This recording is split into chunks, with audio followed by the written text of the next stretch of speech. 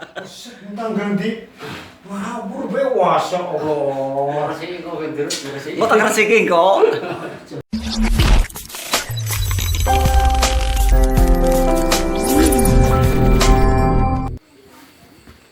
Bismillahirrahmanirrahim. Alhamdulillah kawan-kawan, teman-teman semua yang bekerja di dunia pertukangan atau proyek bangunan atau renovasi rumah dan sejenisnya.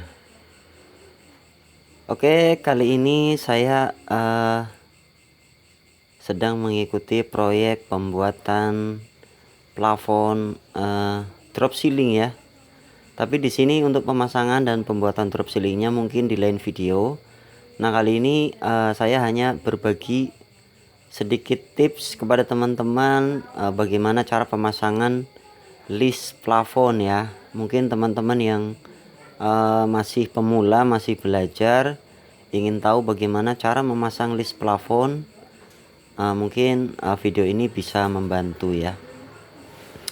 Oke, ini dimulai dari pengukuran. Yang pertama pengukuran, artinya pengukuran daripada lebar list yang akan digunakan, di mana diposisikan dengan kemiringan yang sesuai. Jadi nanti akan ketemu ukurannya berapa, itu sebagai panduan untuk pemasangan paku bagian bawah untuk membantu lurusnya pemasangan list dan juga menahan list supaya tidak jatuh ketika pemasangan ya. Bisa menggunakan ini sekrup ya, menggunakan sekrup untuk menahan. Nanti setelah listnya terpasang seperti ini ya teman-teman pemasangannya. Jadi listnya itu pertama kali itu sudah dipotong sudutnya ya, sudutnya untuk sudut pertemuan 45 derajatnya.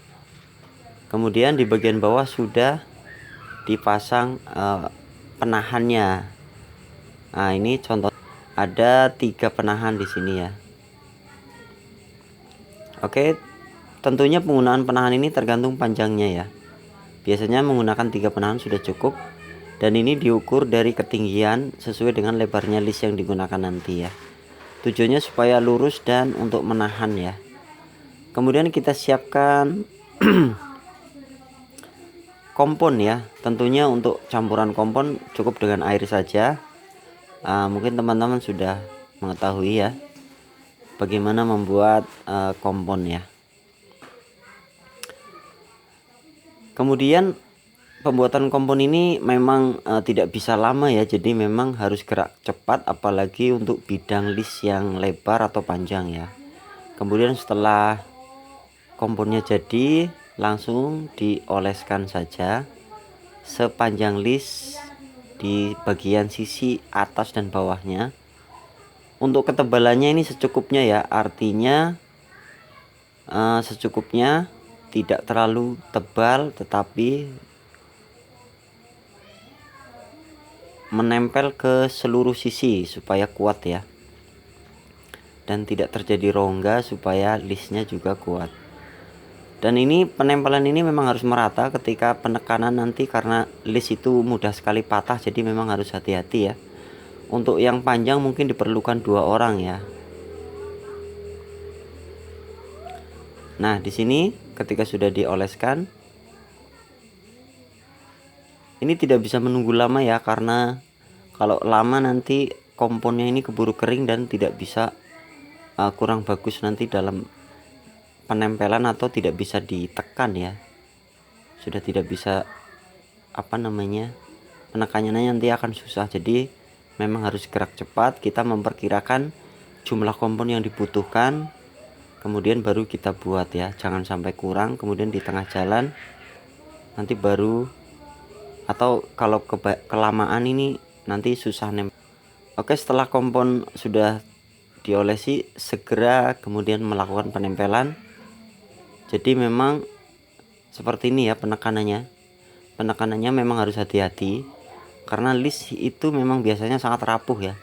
Jadi kalau salah menekan itu bisa bolong atau bahkan bisa patah ya, karena dia ditempelkan pada bidang yang pojok siku sehingga dia posisinya miring, sehingga penekanannya cukup pada bagian yang menempel saja. Kemudian setelah itu kita rapikan kompon-kompon yang lumer ya, artinya meluber ya, kata-katanya apa ya, intinya kita merapikan di sisi-sisi list supaya tidak terlihat kompon yang keluar ya, dirapikan. Dan juga jangan lupa teman-teman, ini kompon ini setelah tertempel kita tutup sisi-sisi yang mungkin atau celah-celah yang mungkin masih terlihat. Ini bisa menggunakan tangan ya, menggunakan jari untuk menutup sisi-sisi yang masih belum terisi sehingga rapat ya. Dan juga perlu diperhatikan tidak belepotan ke plafon ya, nanti dirapikan bisa menggunakan scrub supaya tidak ada yang belepotan atau menempel di bagian plafon ya. Ini kalau menggunakan jari tadi untuk menutup celahnya ya, kemudian dirapikan menggunakan scrub. Kemudian proses terakhir ya teman-teman, proses terakhir itu sebelum komponnya kering, ini kita proses penghalusannya supaya hasilnya halus.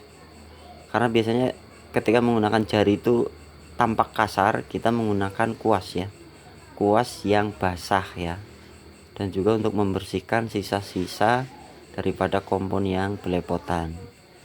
Nah, untuk menghaluskan komponnya di sisi-sisinya itu kita menggunakan kuas yang halus sehingga hasilnya tampak mulus ya, komponennya menutup dengan rapat dan mulus. Dan itu proses finishingnya. Kemudian di situ akan terlihat potongan 45 derajat yang mungkin ada celah ya. Nanti proses selanjutnya adalah penutupan dengan menggunakan kompon di bagian pojoknya. Oke, itu pemasangan list bagian pojok atau sudutnya ya.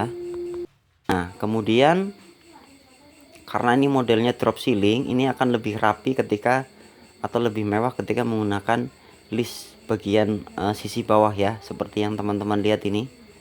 Jadi setelah bagian atas pojok situ terpasang semuanya, pojoknya sudah ditutup dengan kompon dan disesuaikan bentuknya. Kemudian kita pasang yang list bagian sisi bawah, dan ini caranya sama ya. Jadi setiap mau memasang baru membuat kompon. Nah, ini seperti ini ya. Pemasangannya sama. Ini juga kalau listnya tipis memang mudah patah, jadi memang harus hati-hati ya teman-teman. Kalau untuk bagian bawah kita menggunakan tanda di ini ya, di Gibsonnya. Tanda kelurusannya tidak menggunakan sekrup tapi menggunakan garis saja untuk kelurusannya ya. Jadi sama, kemudian ditekan secara merata dan hati-hati. Kemudian setelah itu baru dirapikan seperti yang tadi ya. Oke, itu yang bisa saya sampaikan. Semoga ada manfaatnya. Sampai ketemu lagi di video kita tentang dunia pertukangan lainnya. Terima kasih sudah menonton.